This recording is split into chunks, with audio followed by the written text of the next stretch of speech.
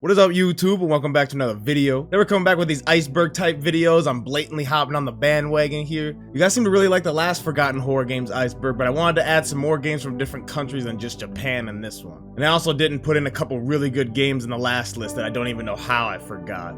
We did recently just hit 2.5k subscribers, and I can't thank y'all enough. We're starting to grow here, and I definitely appreciate it if you hit that subscribe button. I guess now let's just get right into the list. This next game in here actually did get a little bit of recognition, but I think not as much as it really deserved as Condemned Criminal Origins. It's a really gritty melee combat focused type horror game that centers around a criminal investigation that gets paranormal. This game was a release title for the Xbox 360 and was also ported onto Windows. And the scares in this one and the creepy atmosphere definitely holds up today, so I definitely suggest you guys go check this one out. The next one is Dino Crisis. This one was released for the PlayStation in 1999. Now, while this is a Japanese horror game, I mostly have this on this list because I feel like a lot of people remember it as more of an action game. But for the time, this game actually was really scary when it came out. There's a lot of big-ass dinosaur jump scares and a lot of creepy, dark environments. Now, as the series went on, it definitely turned into more of an action game, but I definitely don't want people to forget the horror and creepy atmosphere that the first one had. Now, this next game in the list was also inspired by my favorite movie. It's called The Thing. This game was released for the PlayStation 2 and Xbox in 2002 and was also ported to Windows. Now, while this game did get mixed reviews at the time, playing this game now kind of shows us some parts that were ahead of its time at the time that maybe people just didn't exactly get quite then. It has a lot of crazy designs. I mean, it's The Thing. What else can you expect? And for 2002, it actually did have some pretty good storytelling too. Now, of course, with an old game, it's going to be a little bit wonky and a little bit buggy. But for an overall experience, it actually is a really good game. And I definitely suggest checking it out even in 2021. There's a lot of creepy environments to walk through in this one, and again, there's also a lot of crazy monster designs. I'm not sure if you can find a download out there somewhere, but I'm guessing you can find it somewhere for free. Now, this next game is called Harvester. It's a 1996 point-and-click adventure game. This one's almost kind of a comedy horror, but does have a lot of really fucked up scenes in it. It was actually banned in several countries just because of some of the goriness. Now, the main plot of this is you're waking up in a town where you don't know where you are, and there's like a cult that kind of runs the town that you're trying to join. And it's up to you from there what you want to decide to do. Actually join the cult or just discover what's going on around the town. It's actually a game that I'd mostly recommend for the story than the actual gameplay or the graphics. Now, it is a little bit slow paced like a lot of 90s point-and-click games, but if you can get through that, there's a lot of crazy and creepy moments in this one, I can tell you that.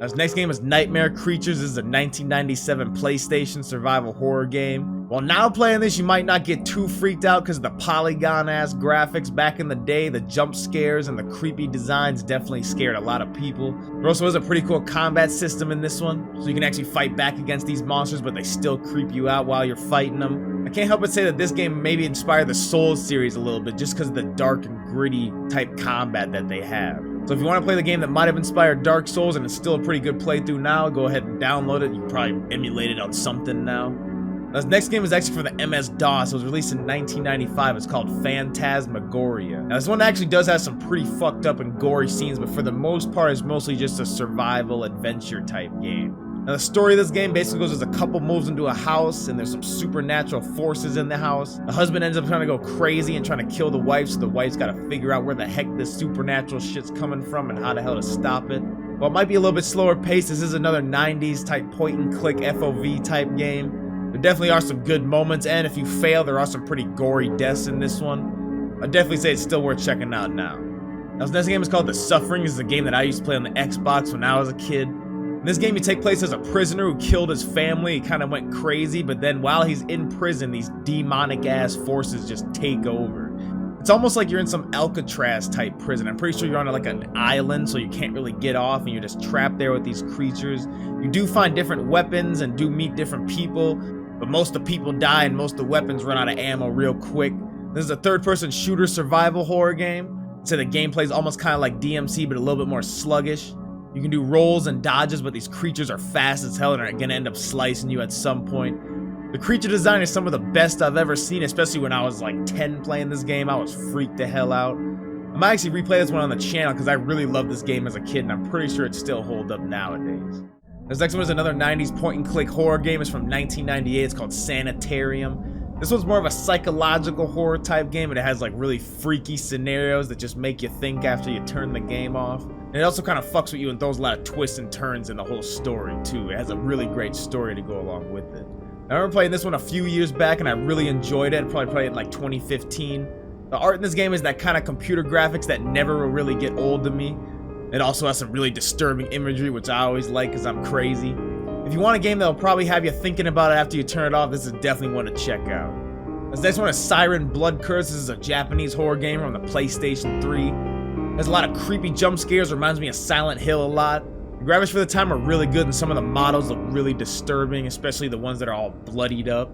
The gameplay was good. You can get your hands on some weapons to fight back against these monsters. Now, you might have seen this game when PewDiePie played it a while back, but I'm sure you've forgotten about it. Honestly, this is the closest game you can get to a modern Silent Hill besides that PT demo. So if you're a fan of that, I'd definitely say you gotta check this one out. Now, this next one is a third-person shooter from 2005 that reminds me a lot of Resident Evil. This one's called Cold Fear. Basically, your protagonist is trying to investigate the ship because it went silent, and as you get on, you discover an infection that's taken over the whole crew. And again, I told you it reminds me a lot of Resident Evil. There's a lot of shooting, but there's also a lot of zombies and big bosses you gotta face. But it did go pretty under the radar. I do actually see this game on a few lists here and there, but not many people actually play it. Now, it was originally released for the Xbox and PlayStation 2, but there is a Microsoft Windows port, so you can probably find a way to download it somehow. It also is on Steam, I think, for like a couple bucks or something like that. The game is pretty short and only takes about 3 hours to complete, but if you're a fan of Resident Evil, you definitely have to check this one out. Now, this next game is called D. It's a really strange horror game for the PlayStation. This one honestly just gives you more unsettling and creepy vibes than anything. This game actually did spawn a couple more games in the series, but I wouldn't say they're as good as the first one.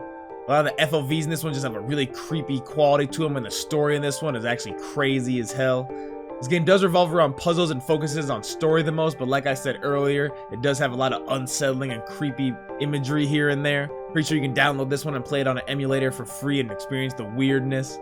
This one was released in 1995, so it's a little bit of an older one, but it definitely still holds up.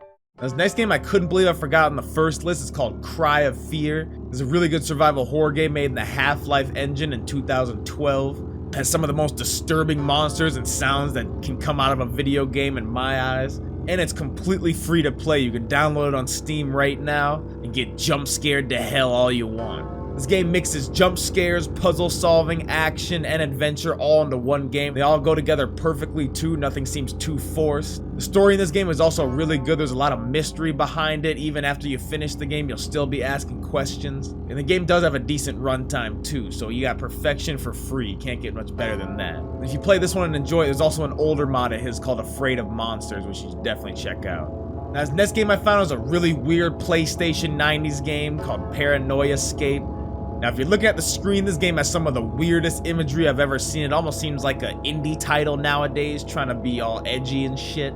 Honestly, this game just looks like if you did a shit ton of drugs and went into like another dimension. It almost seems like you're moving through a body at some points. There's a whole bunch of mouths all over the place and skeletons and bones and shit. There's one point where there's like arms coming out of water.